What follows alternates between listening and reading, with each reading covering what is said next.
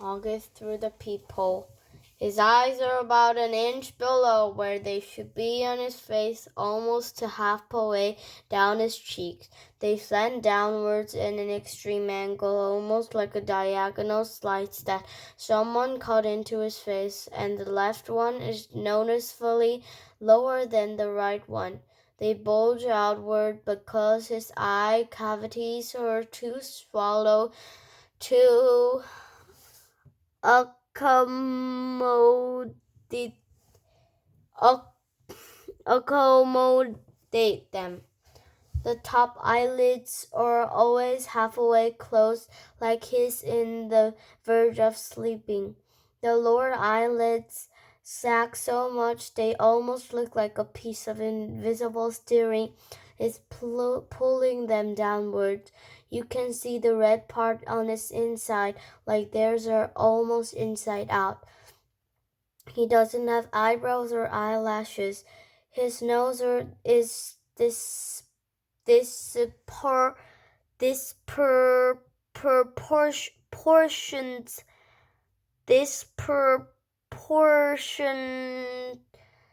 proportionately big for his face and kind of fleshy. His head is pinched and his sides where the ears should be, like someone used giant pliers and crushed the middle part of his face. He doesn't have cheekbones. They're all deep creases running down both sides of his nose to his mouth, which give him a waxy appearance. Sometimes people assume he's been burned in a fire.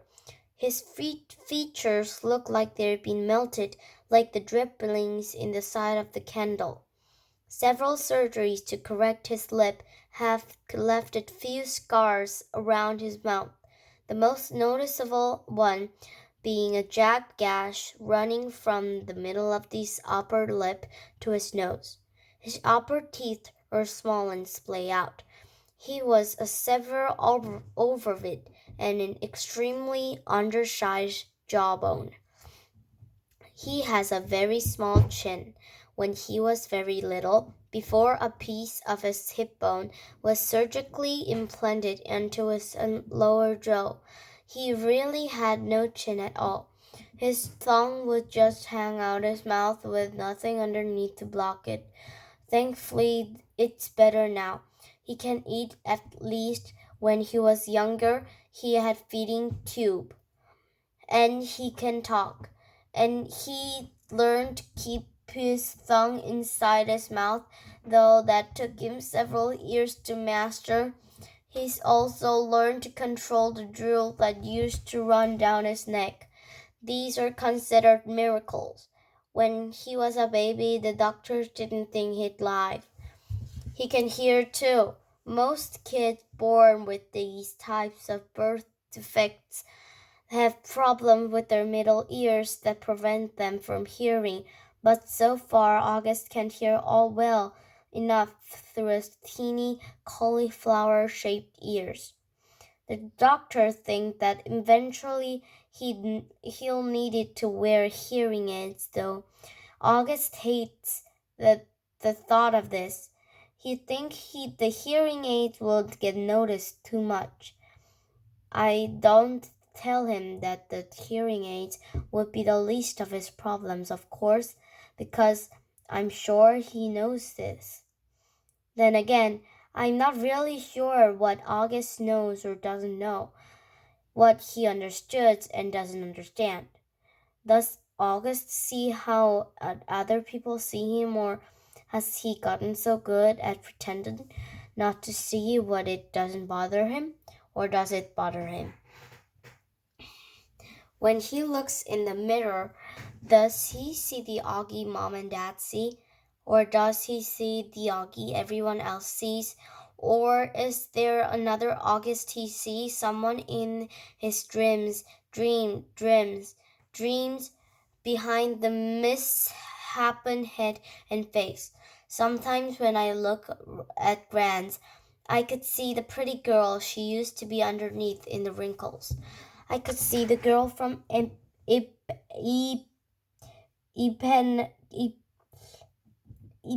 Ipanema inside the old lady at Grant's. I could see the pretty girl walk. Does August see himself as he might have looked without the single gin that causes the catastrophe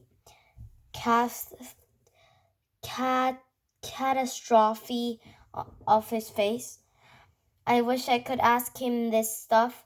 I wish he would tell me how it feels. He used to be easier to read before the surgeries.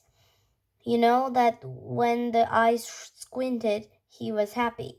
When his mouth went straight, he was being mischievous.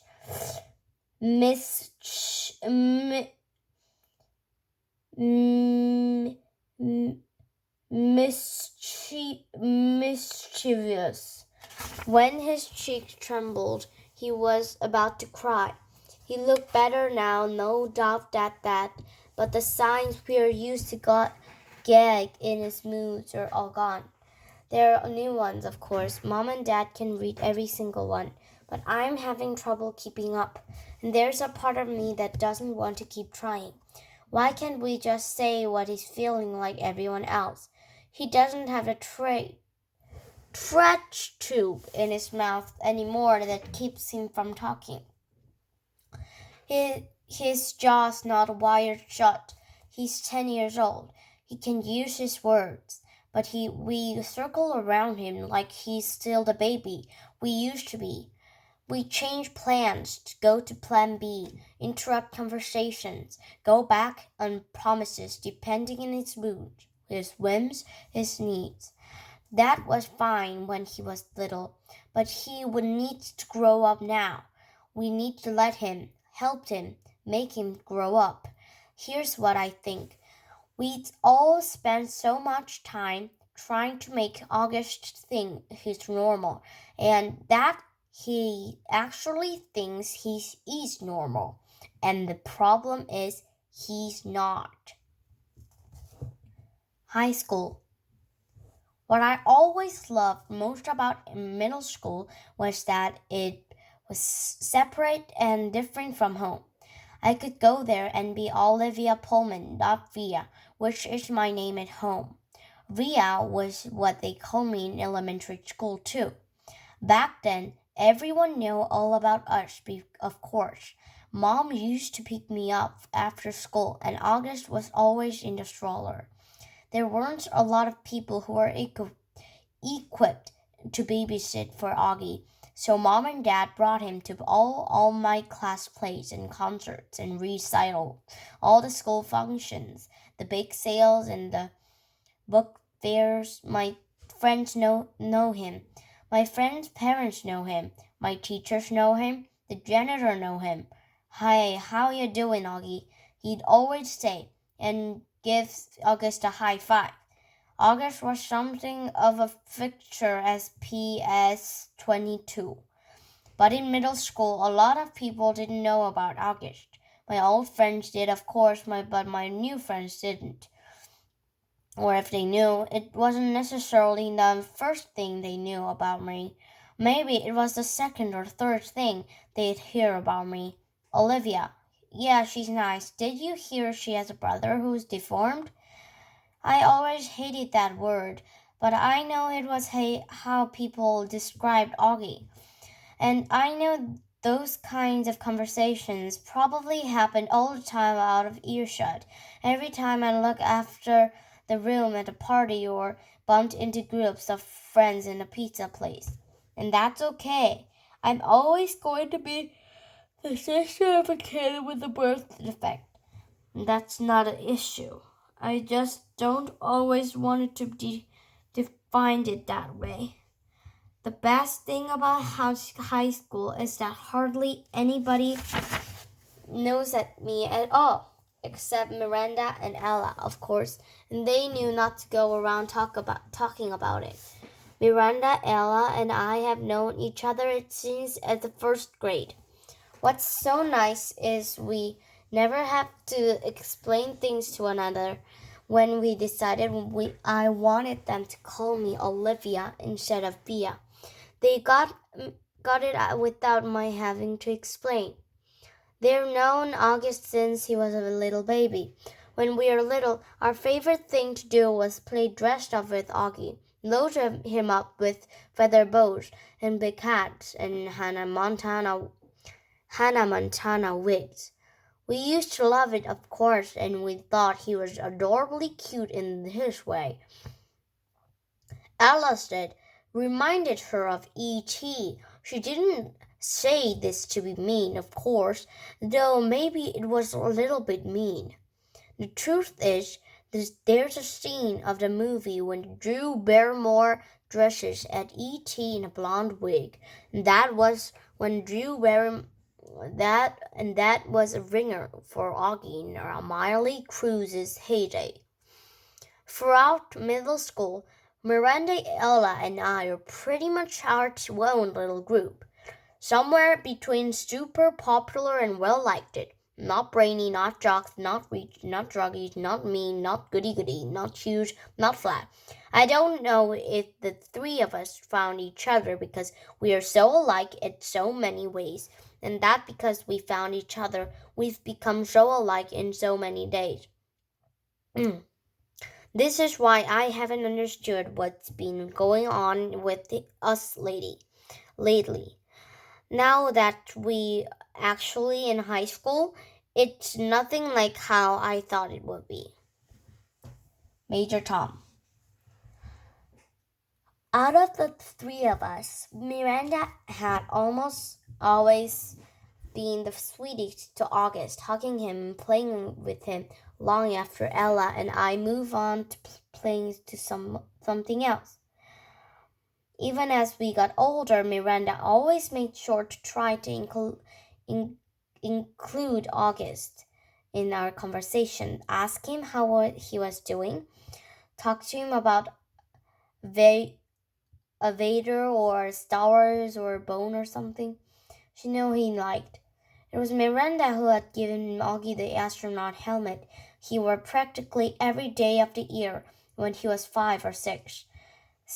She would call him Major Tom and they would sing Space Oddity by David Bowie together.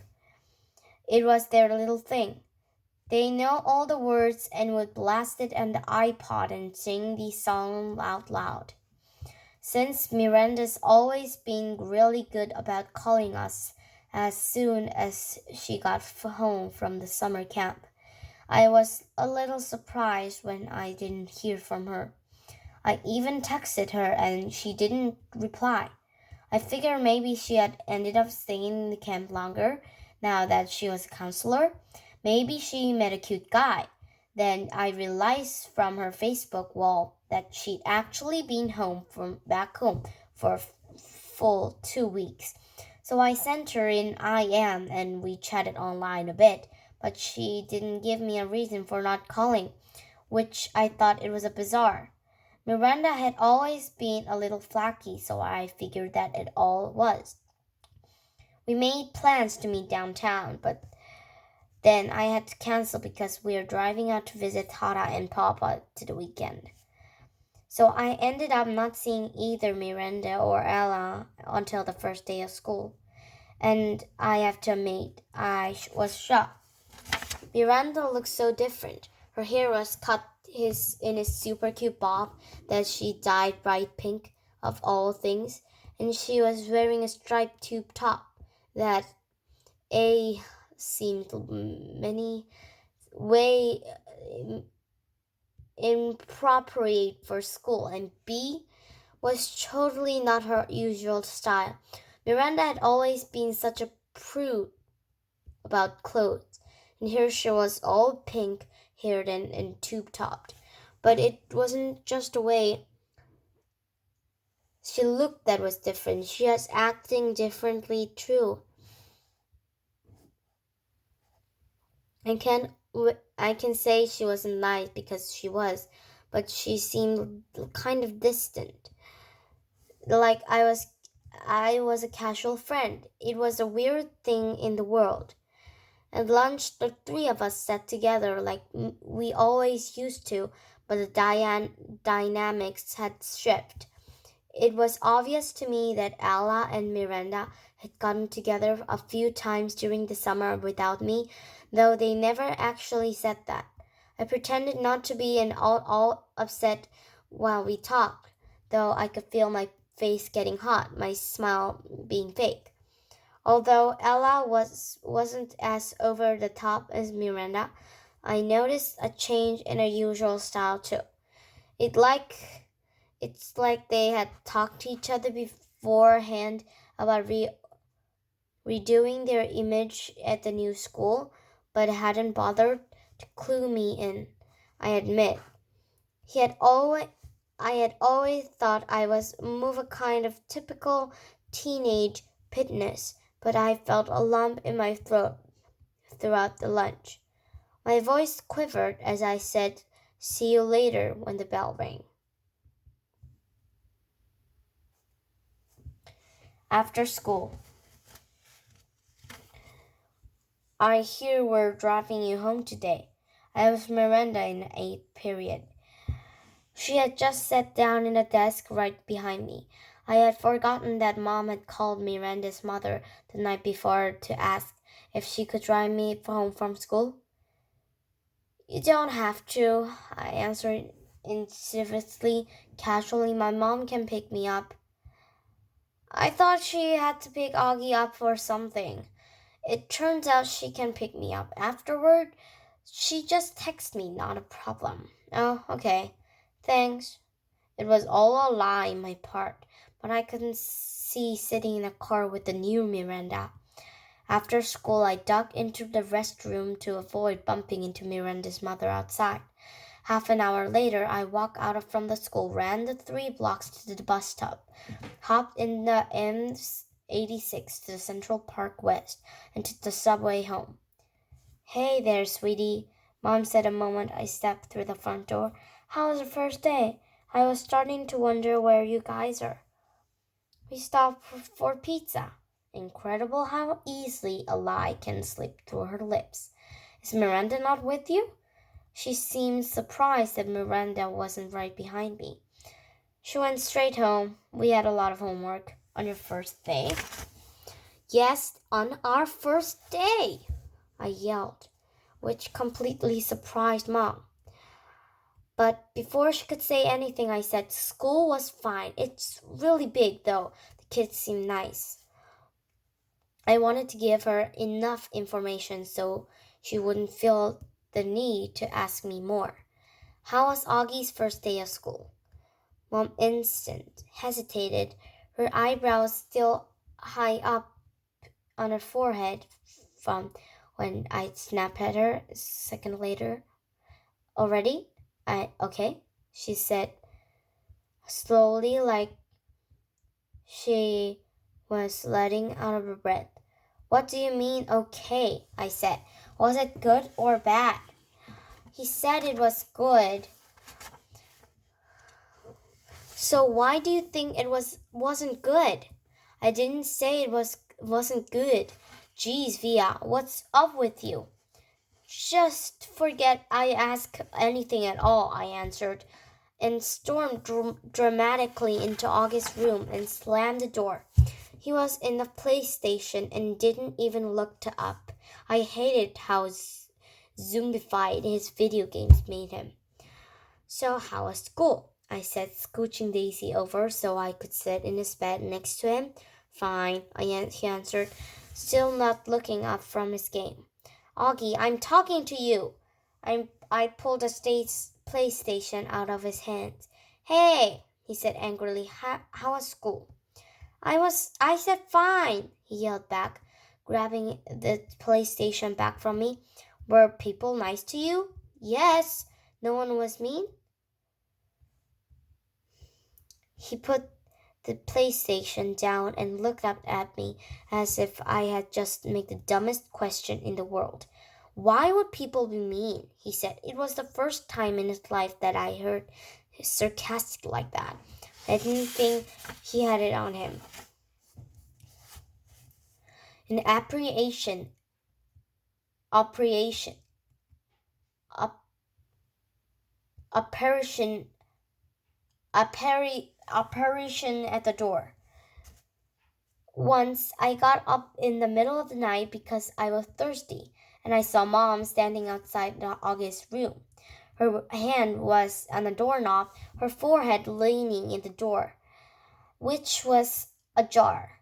She wasn't going to in his room or stepping out, just standing right outside the door, as if she was listening to the sound of his breathing as he slept. The hallway lights were out. The only thing illuminating her was the blue night light in August's bedroom. She looked ghost-like, standing there. Or maybe I should say angelic. I tried to walk back to my room without disturbing her, but she heard me and walked over me. Is Augie okay? I said. I know that sometimes he would wake up choking his own saliva if he accidentally turned over in his back. Oh, he's fine, she said, wrapping her arms around me. She walked me back into my room, pulled the covers over me, and kissed me good night. She never explained what she was doing outside the door. I never asked. I wonder how many nights she stood outside the door, and I wonder if she never ever stood outside my door like that.